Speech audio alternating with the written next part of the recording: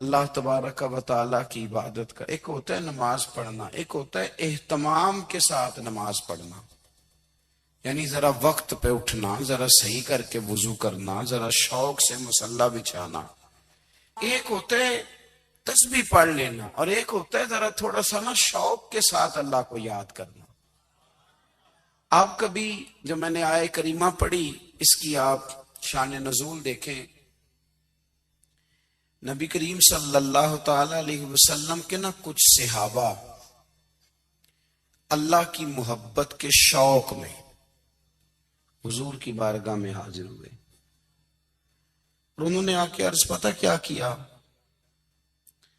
عرض کرنے لگے، یا رسول اللہ صلی اللہ تعالی علیہ وسلم سالوں بیت گئے ہیں سجدے کرتے ہوئے، حضور سالوں بیت گئے ہیں تسبیح پڑھتے ہوئے، سالوں بیت گئے کہتے ہوئے کہ سبحان اللہ وہ پاک ہے، ہمیں سالوں بیت گئے یہ کہتے ہوئے کہ اللہ اکبر وہی سب سے بڑا ہے، سالوں بیت گئے کہتے ہوئے کہ الحمدللہ ساری تعریفیں اللہ کے لیے، سالوں بیت گئے اس کی تسبیح کرتے، تحلیل کرتے، تکبیر کہتے۔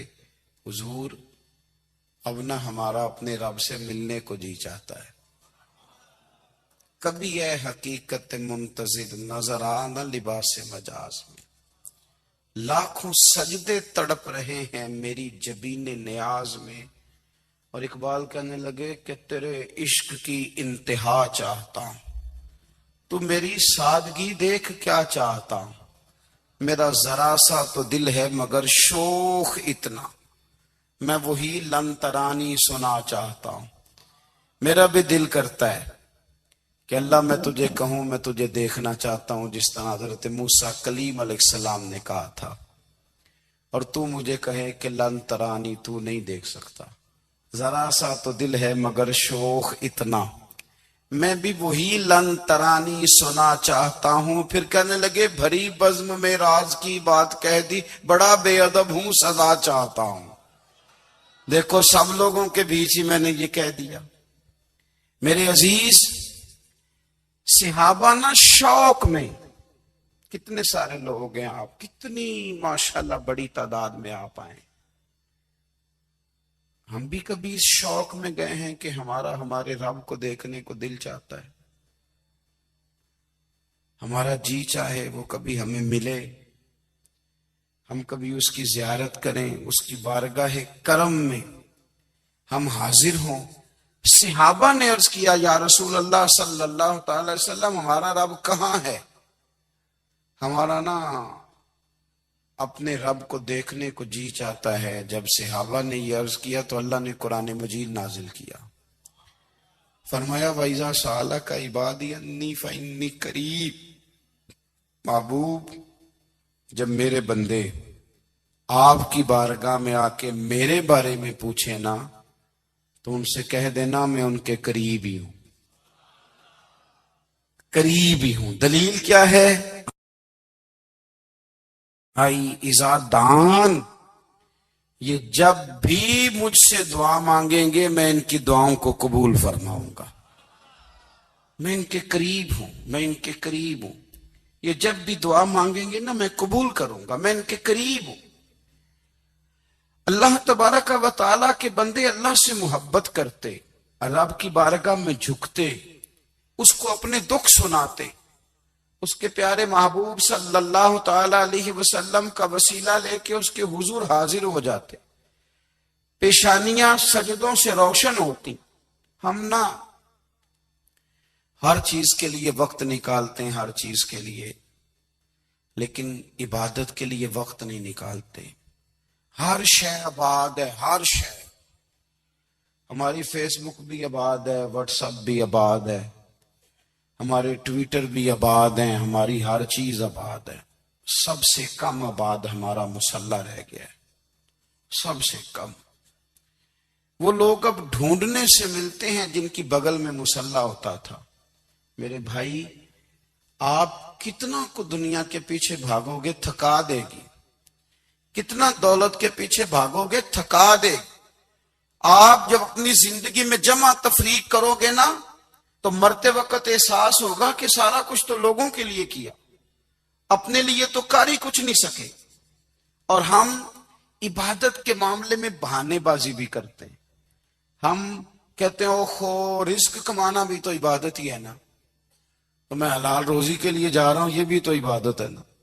میری طرح کے لوگ کہہ دیتے ہیں کہ میں سویرے اٹھ کے مدرسے میں کچھ اسباق دیکھتا ہوں تو یہ بھی تو عبادت ہے، میں بیان کرنے کے لیے مطالعہ کرتا ہوں تو یہ بھی تو عبادت ہے نا، اتنے اتنے لمبے سفر کر کے ملک میں دنیا میں گھومتا ہوں تو یہ بھی تو میں عبادت ہی کر رہا ہوں۔ اب اسپیشل نفلوں کے لیے وقت کس طرح نکلے، اسپیشل کر کے تسبیح میں کیسے چلاؤں، میں سارا کچھ ہم بہانے بنا لیتے ہیں نا۔ میرا سوال یہ ہے کہ یہ ساری باتیں صحابہ کو، نبی کریم کو، دیگر لوگوں کو بھی تو پتہ تھی نا، لیکن اب غور تو کریں، 23 سال حضور کو وقت ملا، مختصر وقت ظاہراً تبلیغ کرنے کے لیے، پوری دنیا میں دین بھی پھیلانا ہے۔ گھر میں 11 ازواج ہیں، 4 بیٹیاں ہیں، ان کی اولادیں، سارے کام کاج بھی دیکھنے ہیں۔ لیکن سیدہ طیبہ طاہرہ حضرت عائشہ صدیقہ رضی اللہ تعالیٰ عنہ فرماتی ہیں سارا دن تبلیغ کرتے، ہر غلام کے دکھ سنتے، گھر میں آتے تو اپنے گھر والوں کا خیال کرتے، کام میں ہمارا ہاتھ بٹاتے۔ قربان جاؤں، کہتی ہیں زمانہ سارا سو جاتا لیکن آمنہ کے لال مصلی بچھا لیتے۔ دنیا سو گئی، ساری سب سو گئے، جو خدام تھے، وہ جو غلام تھے، وہ سو گئے۔ صحیح مسلم میں لفظ ملیں گے، سیدہ پاک فرماتی ہیں او میرے نبی کے غلاموں، میں نے یہ رنگ بھی دیکھا ہے کہ حضور نے اتنا کھڑے رہے، اتنا قیام کیا، اتنا قیام کیا کہ مقدس پیروں میں ورم آ گئے، سوج گئے پیر، اتنے بڑے۔ دل پہ ہاتھ رکھ کے نہیں بتا سکتا کہ میرے کبھی نماز میں پیر سوج گئے ہوں، کوئی نہیں بتا سکتا۔ بچوں کی روٹی کماتے تھک گئے بات الگ ہے، ہم سیر کرنے گئے تو تھک گئے بات الگ ہے، لیکن عبادت میں یہ بھی تو مسلم شریف ہے نا، یہ بھی تو دین ہے نا، یہ بھی تو حضور کی سنت ہے، یہ بھی تو وہ چیز ہے جو کریم کی آنکھوں کی ٹھنڈک ہے۔ سیدہ فرماتی ہیں پیروں میں ورم آ گئے، اور ساری رات ہی حضور نے نماز پڑھی اور ایک ہی آیت بار بار دہرائی۔ مسجد نبی میں بلال حبشی نے فجر کی اذان دے دی اور حضور ابھی مصلی پہ تھے، کریم فارغ ہوئے، میں نے عرض کی یا رسول اللہ صلی اللہ علیہ وسلم، آپ کے تو صدقے اللہ اگلے پچھلوں کے گناہ معاف کرے گا، تو آپ اتنی آہوزاری کیوں فرماتے ہیں؟ آپ تو شفیع ہیں، آپ تو انبیاء کے امام ہیں۔ تو حضور نے فرمایا عائشہ تم نے گنوایا ہے نا میرے اللہ کی مجھ پر کتنی رحمت ہے، افلا اکون عبدا شکورا، فرمایا اگر اس نے اتنی نعمتیں دی ہیں تو کیا میں اس کا شکر گزار بندہ نہ بنوں، میں شکر گزار بندہ نہ بنوں اس کا؟ پھر اگر اتنی نعمتیں اس نے دی ہیں، مجھے اتنا نوازا ہے، تو پھر میں اس کے سامنے سجدے نہ کروں؟ او میرے بھائی، بڑے قابل فخر لوگ ہیں ہم کہ ہم نبی پاک کے غلام ہیں، ہم قابل فخر ہیں کہ نبی کریم کے غلام ہیں۔ کیا کبھی اس غلامی کے شکرانے میں بھی 2 نفل پڑھے کہ یا اللہ تیرا شکر ہے تو نے ہمیں حضور کا غلام بنایا ہے؟ یاد رکھیں کہ اپنی روحانی زندگی کو آباد کریں، استغفار پڑھیں، تسبیحات کریں۔ حضرت عبداللہ ابن عمر رضی اللہ تعالیٰ عنہ حضرت عمر کے صاحبزادے، مکہ مکرمہ میں ان کی قبر ہے۔ میں نے جب انہیں پڑھا تو مجھے ان سے بڑا پیار ہو گیا، لیکن آپ کو پتہ ہے وہاں جا کے کسی شخص کا مزار تلاش کرنا یا پوچھنا ایک مشکل کام ہوتا ہے۔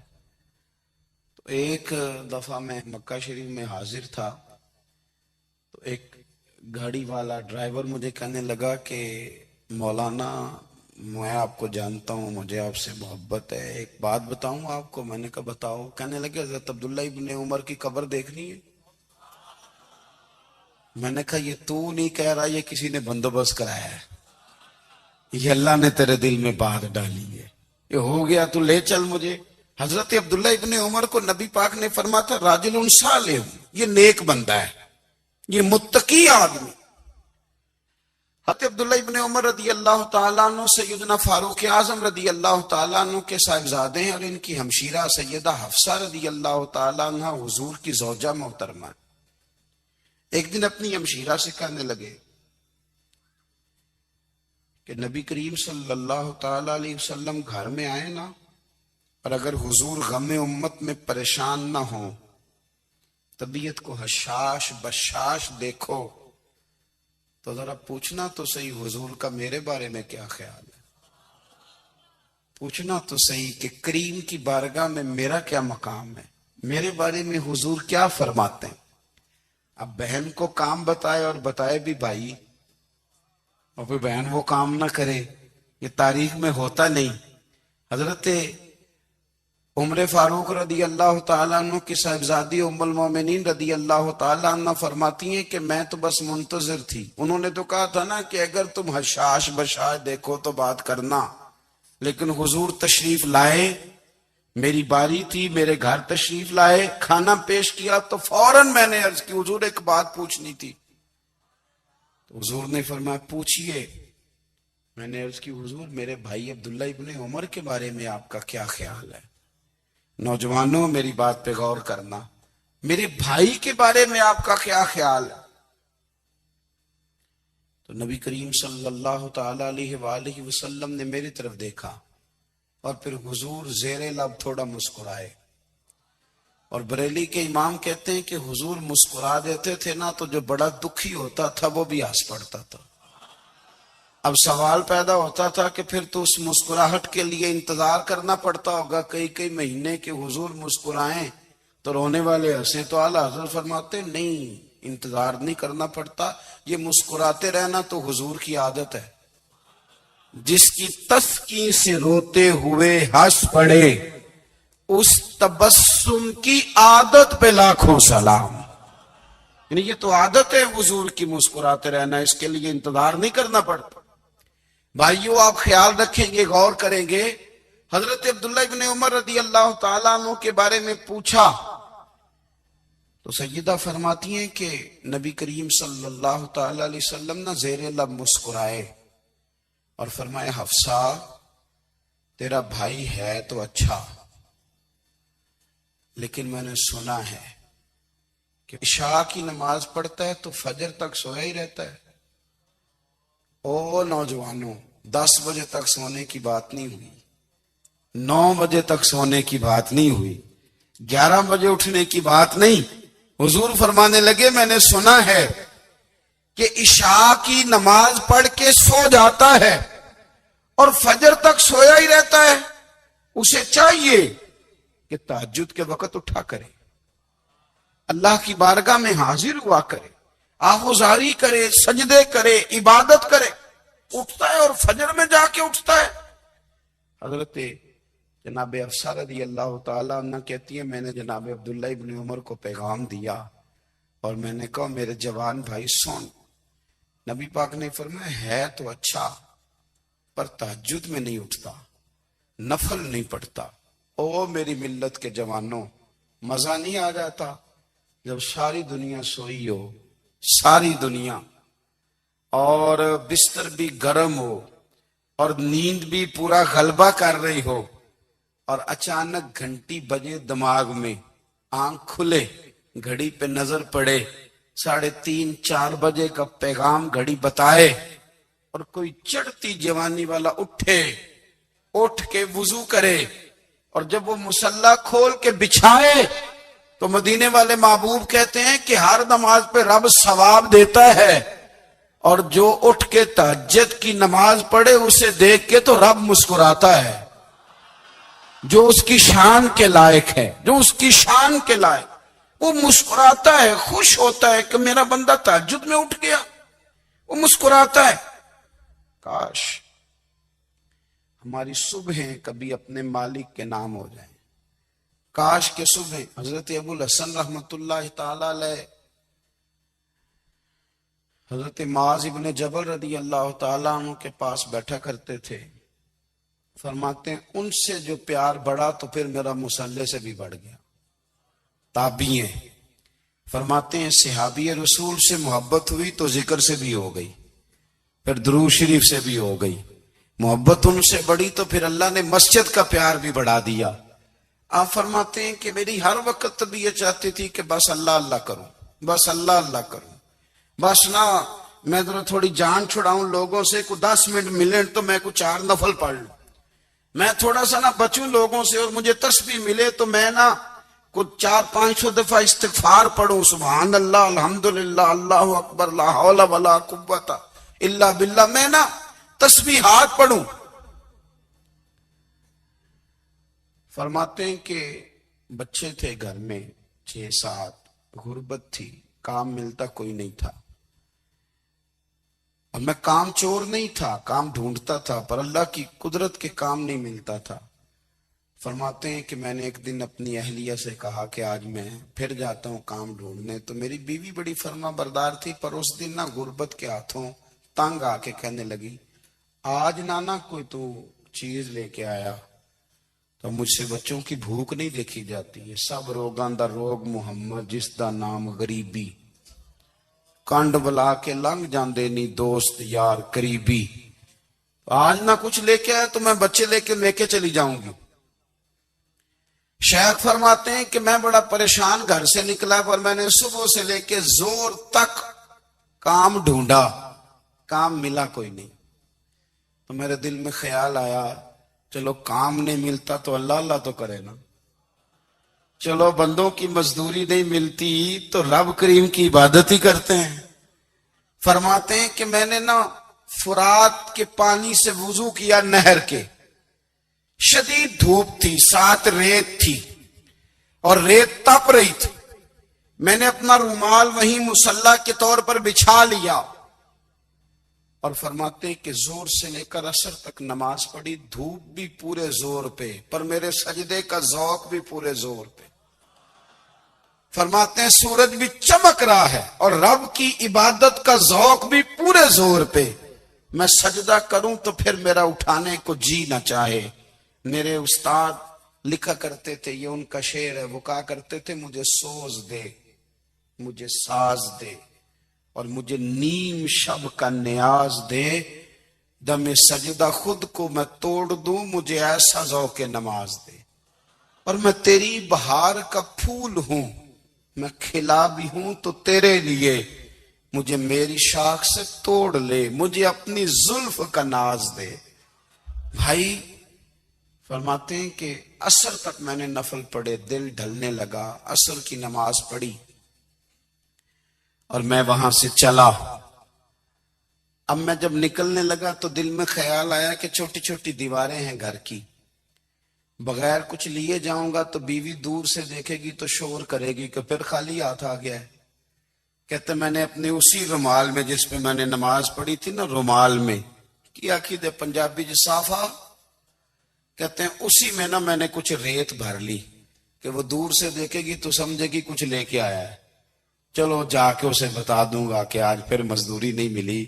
کہتے ہیں وہ ریت لے کر جب میں گھر میں گیا تو پہلے بیوی دروازے پہ کھڑی ہوتی تھی, پوچھتی تھی خالی ہاتھ آ گئے ہو, آج میں نے دیکھا تو ہے ہی کوئی نہیں. فرماتے میں اندر داخل ہوا, سلام لی, ایک کونے میں نے وہ رومال رکھ دیا, اور میں نے آواز دی کہ بھلی مانس کہاں ہو. تو وہ کہنے لگی آپ منہ ہاتھ دھو لیں, میں روٹی لے کے آئی. میں نے کہا روٹی کہاں سے آ گئی, یہاں تو کئی دنوں کے فاقے, تو کئی دنوں کی غربت ہے, یہاں تو اس گھر میں تو فقیری ہے. فرماتے ہیں کہ وہ روٹی لے کے آئی, اور اس وقت کی جو موجودہ نعمتیں تھی, سمجھ لیں سلاد, اچار, ہر چیز ساتھ لائی. میں نے کہا کہ بچے کہاں گئے؟ کہنے لگی وہ کھانا کھا کے کھیلنے گئے, آپ کھانا کھا لیں آ جاتے. کھانا اس نے چن دیا.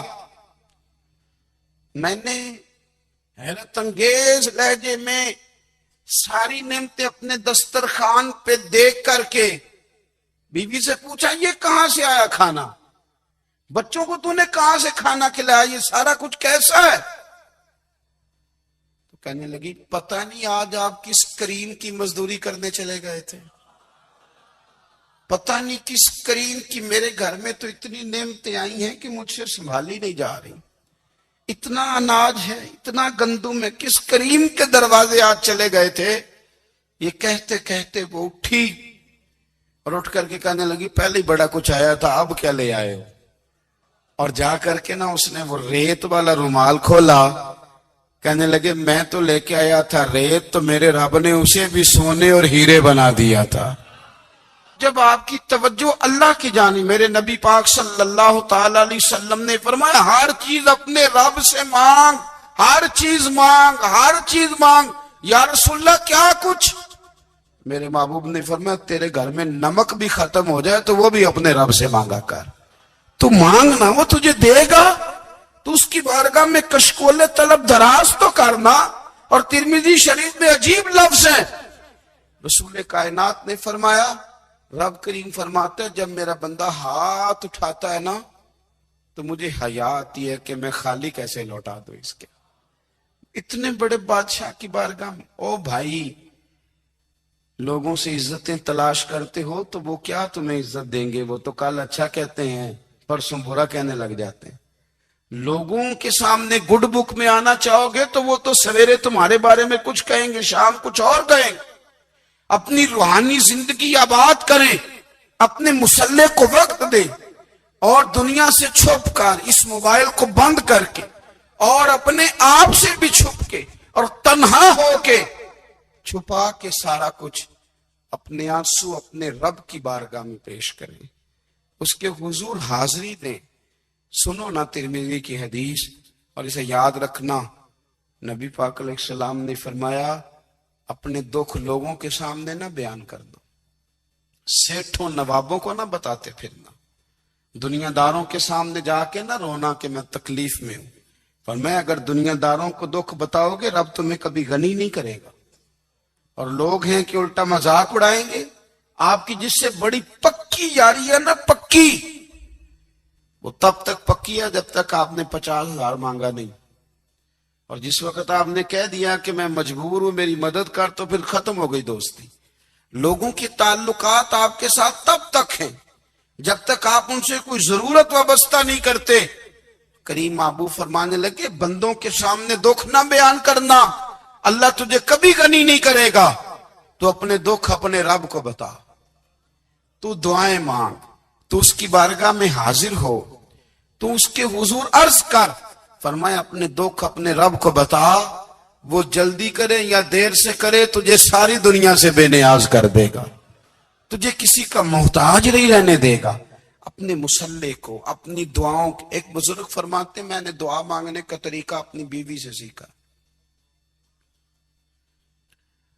دعا مانگنے کا طریقہ اپنی، سیکھنے والے تو اپنے بچوں سے بھی سیکھ لیتے ہیں، سیکھنے والے تو ہر ایک سے سیکھتے ہیں۔ وہ کہتے ہیں میں نے دعا مانگنے کا سلیقہ اپنی بیوی سے سیکھا ہے۔ حضرت وہ کس طرح؟ فرمانے لگے میری بیوی نے نا مجھے کوئی کام بتایا، کچھ پیسوں کی ضرورت کے لیے کہا، تو میں نے اسے کہا کہ بھئی ابھی میرے پاس نہیں ہے، کچھ دنوں میں آتے ہیں تو میں دے دوں گا۔ عورتوں کی عادت ہوتی ہے وہ بار بار یاد کراتی ہیں، 2-4 دنوں کے بعد پھر اس نے کہا حضرت وہ میں نے کہا تھا کچھ پیسے، میں نے اسے کہا کہ ابھی میرے پاس نہیں ہے، کچھ دنوں میں ملتے ہیں تو میں تمہیں دے دوں گا۔ اس نے کچھ دنوں کے بعد پھر کہا حضور وہ میں نے کچھ پیسے کہے تھے۔ فرماتے میں نے ڈانٹ دیا، میں نے کہا کہ کیا تو روز مجھے شرمندہ کرتی ہے، کہا نا میرے پاس نہیں ہے، ہوں گے تو دے دوں گا، تو روز یاد کراتی ہے۔ فرماتے ہیں اس نے پہلے تو میری ڈانٹ کو سہا، پھر میرے سخت جملوں نے اس کی آنکھوں میں آنسو پیدا کر دیے، پھر اس نے اپنے آنچل میں اپنے اس دکھ کو سمیٹا، اور پھر اس نے ایک جملہ کہا تو میں رو پڑا، اور مجھے اپنے رب سے مانگنے کا طریقہ آ گیا۔ مجھے کہنے لگی حضرت جی آپ نے ڈانٹ دیا میں نے سہ لیا، پر آپ ہی میرے شوہر ہیں، بتائیں نا آپ سے نہ کہوں تو میں کس سے جا کے کہوں۔ فرماتے ہیں میں رو پڑا، اور میں کھل کے رویا، اور میں تڑپ کے رویا، اور پھر میری سسکیاں بند گئیں، تو مجھے کہنے لگی آپ کو کیا ہوا؟ میں نے کہا مجھے بھی دعا مانگنی آ گئی ہے۔ جب میں اسے کہوں گا نا اللہ تو ہی میرا رب ہے، میں تجھ سے نہ کہوں تو میں کس سے جا کے کہوں؟ میں کیوں کسی بندے سے سوال کروں؟ میں کیوں کسی دنیا دار سے کہوں؟ میں تیرے بندوں کا، نیک بندوں کا وسیلہ لے کے، تیرے محبوب کی غلامی لے کے تیری بارگاہ میں آیا، تجھ سے نہ مانگوں تو کس سے مانگوں؟ سمجھ آ گئی ہے؟ جب میں اس رنگ میں مانگوں گا تو پھر رب میرے اوپر بڑا ہی فضل فرمائے گا، وہ میرے اوپر بڑی رحمت کرے گا، وہ میرے لیے آسانیاں کرے۔ عزیز دوستو، ہم اس طرح کرنے لگ گئے ہیں کہ ہم نے نا اپنے تعلقات پر اعتماد کرنا شروع کر دیا ہے۔ میرے تعلقات بہت ہیں۔ ہم نے اپنی دولت پر اعتماد کرنا شروع کر دیا ہے۔ میرے پاس دولت بہت ہے۔ ہم نے اپنے علم پر، اپنی شہرت پر اعتماد کرنا شروع کر دیا ہے کہ میرے پاس فلاں چیز بہت ہے۔